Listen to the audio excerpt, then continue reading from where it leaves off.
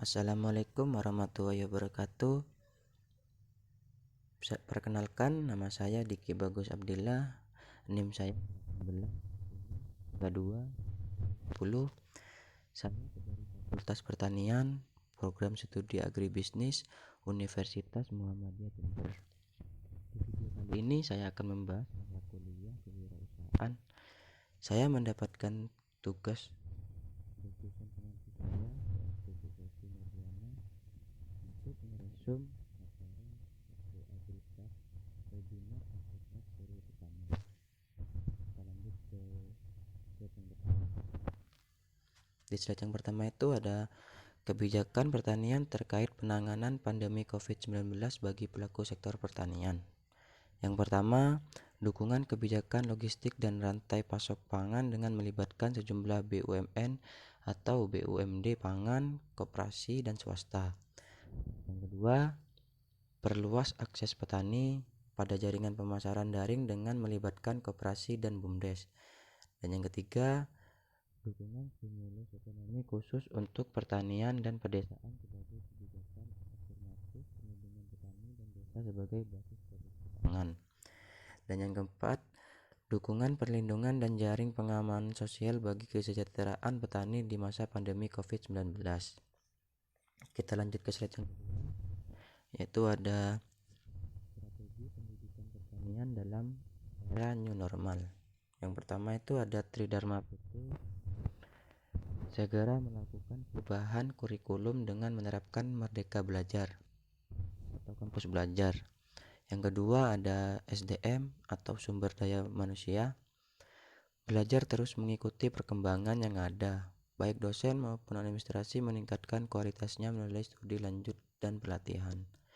Terus yang ketiga ada Sarpras, universitas atau fakultas menyediakan fasilitas jaringan internet yang kuat dan bagus. Terus yang keempat ada pendanaan, UKT ditinjau ulang dan jika bisa diturunkan. Kita lanjut ke slide yang ketiga. Peran Perhepi dalam mendorong adaptasi pelaku pertanian terhadap situasi normal baru. Pemicu krisis pangan. Peringatan FAO, IFPRI dan lain-lain krisis pangan baru. Krisis pangan tidak ditandai lonjakan harga pangan, tetapi karena kontraksi ekonomi. Terus yang kedua, harga minyak bumi rendah, stok pangan baik, musim panen baik. Pandemi COVID-19 menghasilkan lockdown di banyak negara. Terus yang ketiga, sistem logistik global terganggu, ancaman resesi ekonomi global, dan akan ada 500 juta orang miskin baru karena COVID-19. Dan yang keempat, krisis pangan lebih berupa persoalan akses pangan. Penghasilan tidak memadai untuk membeli pangan pokok dan keperluan lain. Dan yang kelima, di Indonesia dan negara berkembang, banyak orang tidak dapat bekerja karena terkena PHK dan harus tergantung bantuan pangan. Dan yang keenam, pemerintah menyediakan 405 triliun untuk penanggulangan COVID-19 dan 641 triliun untuk pemulihan ekonomi nasional. Dan yang ketujuh, pemutakhiran DTKS menggunakan sistem IT, melibatkan Pemda terutama untuk mengurangi exclusion dan inclusion errors.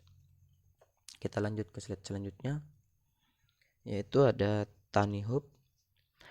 Sudah ada 20.000 petani yang bergabung dengan TaniHub. Yang kedua, pernah memiliki klien 30 perusahaan real dan restoran.